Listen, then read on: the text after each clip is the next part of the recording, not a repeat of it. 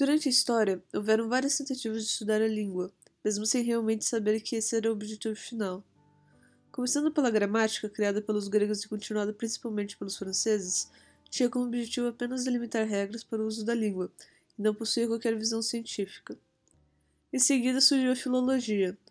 Alexandria possuía uma escola de filologia, mas o termo está mais ligado ao estudo de Wolff, que tinha por fim fixar, interpretar e comentar textos, como uma forma de crítica, fazer principalmente comparações entre épocas e estilos. Em terceiro, temos a gramática comparada, iniciada por Franz Bopp ao comparar o sânscrito, o germânico, o grego e o latim, tendo como fim esclarecer uma língua por meio da outra, como, por exemplo, esclarecer o português a partir do latim e o inglês a partir do germânico. Não era considerada uma ciência, já que não tinha seu objetivo de estudo determinado. Também não levava em consideração a história e não sabia a que levava as comparações feitas. A linguística, nosso objeto de estudo, nasce dentro da gramática comparada, na comparação entre as línguas românicas e germânicas, se definindo mais tarde. A matéria linguística é constituída de todas as linguagens humanas, sendo elas diferentes povos e nações, de épocas distintas, sendo elas arcaicas ou mesmo de nações civilizadas ou não. Não é considerado apenas a linguagem gramaticalmente correta, mas todas as formas de expressão.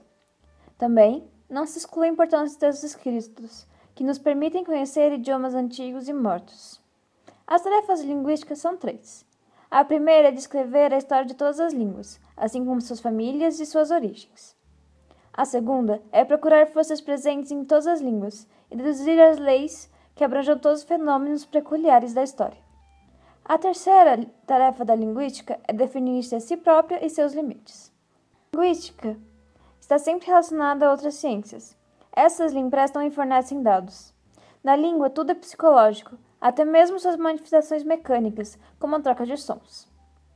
É pouco clara a utilidade da linguística, mas é clara sua importância para todas as instâncias que envolvam textos, além da sua importância cultural e na construção de indivíduos e da sociedade. Definir a linguística é particularmente complicado, pois há aspectos dela como objeto, na qual é criado conforme um ponto de vista. Sendo assim, qualquer fenômeno linguístico apresentará dualidades, das quais uma não valerá sem a outra. Por exemplo, movimentos vocais com impressões acústicas, assim necessitando unidades fisiológicas e mentais.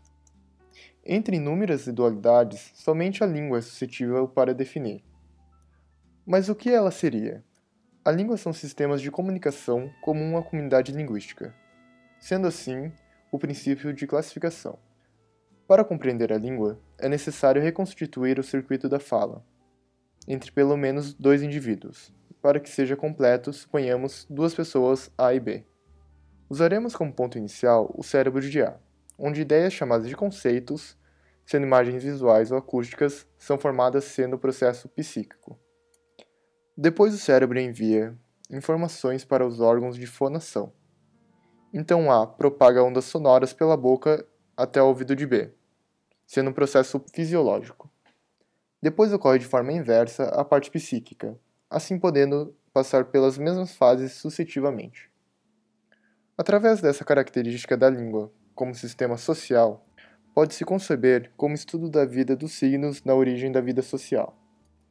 Por isso foi feita no ramo da linguística uma ciência dos signos, a chamada semiologia, uma ciência dos modos de produção, de funcionamento, de recepção de diferentes sistemas de sinais de comunicação entre indivíduos ou coletividade, na qual irá esclarecer muitos problemas linguísticos. A unidade linguística, ou signo, é constituída pela união de dois termos, o significado e o significante, sendo o significado o conceito e significante a imagem acústica, que seria a forma gráfica somada ao som. Qualquer palavra que possua um sentido é considerada um signo, como por exemplo cadeira. É possível perceber que o signo cadeira é a união de som, conceito e escrita. O signo pode ser representado por um círculo entrecortado no qual, na parte superior, se insere o conceito e, na inferior, a imagem acústica. Nas laterais desse círculo, ainda, são posicionadas duas setas, uma apontando para baixo e a outra para cima. Estas setas representam a arbitrariedade do signo, uma de suas duas características. A arbitrariedade se conceitua na inexistência da razão para que um significante ou som esteja associado a um significado.